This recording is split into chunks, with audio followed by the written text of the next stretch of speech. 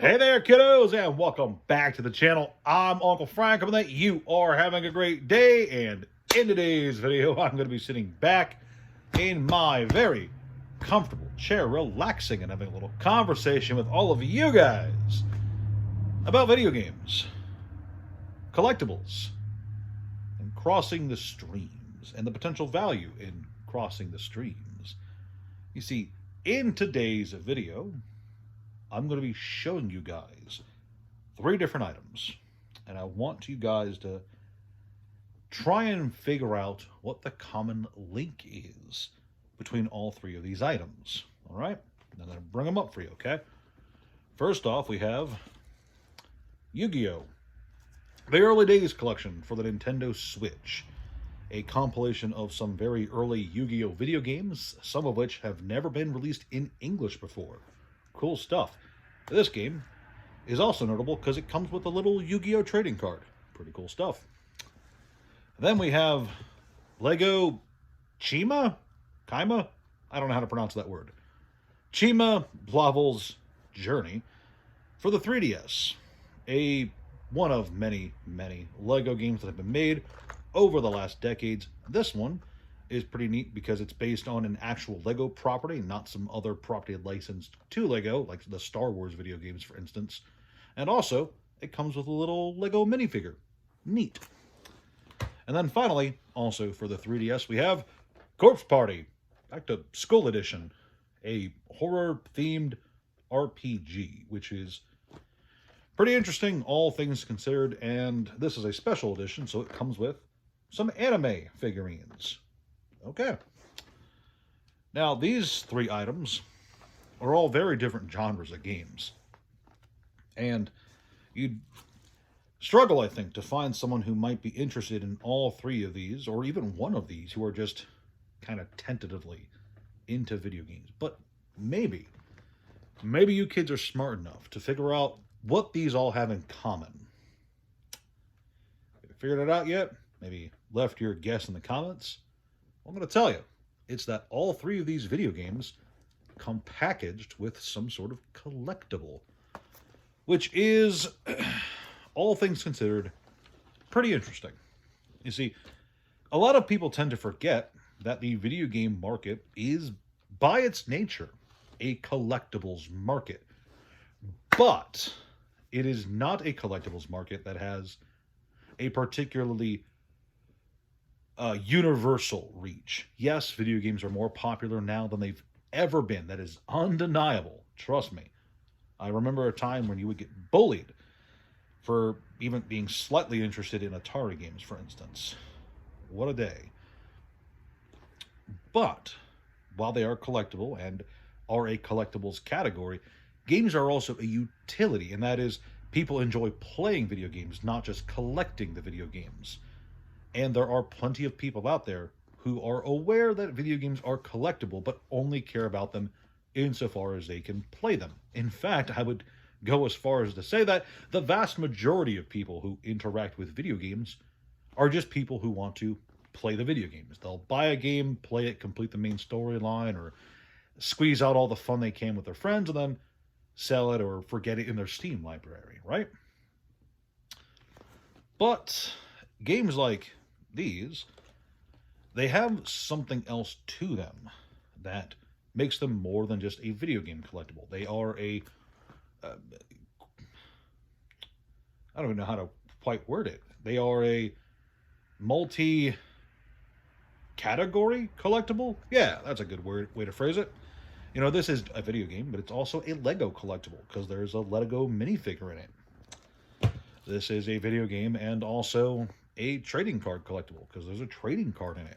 And this is a video game anime collectible because there's some little anime girls in it. And there is value, I think, in items that can appeal to 2 completely different kinds of people. You know, I don't think it's a stretch to say that the Yu-Gi-Oh! Early Days collection does not have the most robust library. I don't know if you've gone through the list of the games. If you ever have an opportunity to, do see all the games that are on here. Some are very memorable. I'm a big fan of Rechef of Destruction, for instance. But also, Dark Duel Stories is on here, and that game is playable. Stairway to the Destined Duel exists. Some of these are real duds, is what I'm trying to say. And there are plenty of people who are fans of Yu-Gi-Oh! Who are not even going to think twice about buying this. Not because of the video game aspect, but because this is a $20 collectible that just so happens to have a Yu-Gi-Oh! Trading card in it. Same thing. There are plenty of LEGO fans, from what I understand, who went out of their way to buy this game not because of the 3DS game, but because of the LEGO minifigure inside. Wild stuff. And apparently, a lot of people like Corpse Party. Not because of everything involved, but there are people who are fans of the horror game aspect to it. And there's also people who are just fans of the little figures that came with it. So, I was surprised to learn that. You bet your booty. The ability to appeal to more than one type of collector gives an item a certain liquidity potential that outshines other items in its same initial category. For video games, it's video games with other collectibles stapled onto them. When your game is more than just a game, when it's a broad strokes collectible, when it is a trading card, when it's a source of new trading cards, when it's a source of new Legos, when it's a source of any new item. There's a Tony Hawk game that came out last year, I think, that came with a skateboard. Crazy stuff. Super appealing. There's a new Barbie game, actually, now that I think about it. Barbie Rewind. It's just like the early days collection for Yu-Gi-Oh! It's a bunch of old Barbie games collected into the Nintendo Switch. And there's a new Barbie doll that comes with that. Cool. The ability to have different kinds of people craving the same item for very, very different reasons results in this kind of cross-cultural collectible that can kind of perform. I don't want to say performs better, but has the potential to perform better. I'm going to use let's use the two extremes. Early Days Collection came out last year and dropped down to $20. That is a big drop in value. Now, I do believe that at $20, if you want to pick one of these up sealed, it's not a bad choice. There are, like I said, some good games on here and some duds, but also a Yu-Gi-Oh! Collectible card, which is not something that they do a whole lot, believe me. And then at the other end of the spectrum, there's Corpse Party, which I picked up for like $30 forever ago because it was on clearance because nobody wanted it. And now apparently it's like over 100 because it's got anime collecting fans and all that jazz on it. And apparently the horror game is okay. Who knew? If I put another good non-video game example. In the late 90s, I think, there were plenty of action figures that came with comic books, especially X-Men stuff, I think. Had a lot of them. X-Men, Spider-Man. I want to say some DC ones too, but I'm honestly not remembering too strongly. But that's another good example of two different kinds of fans who might want the same item.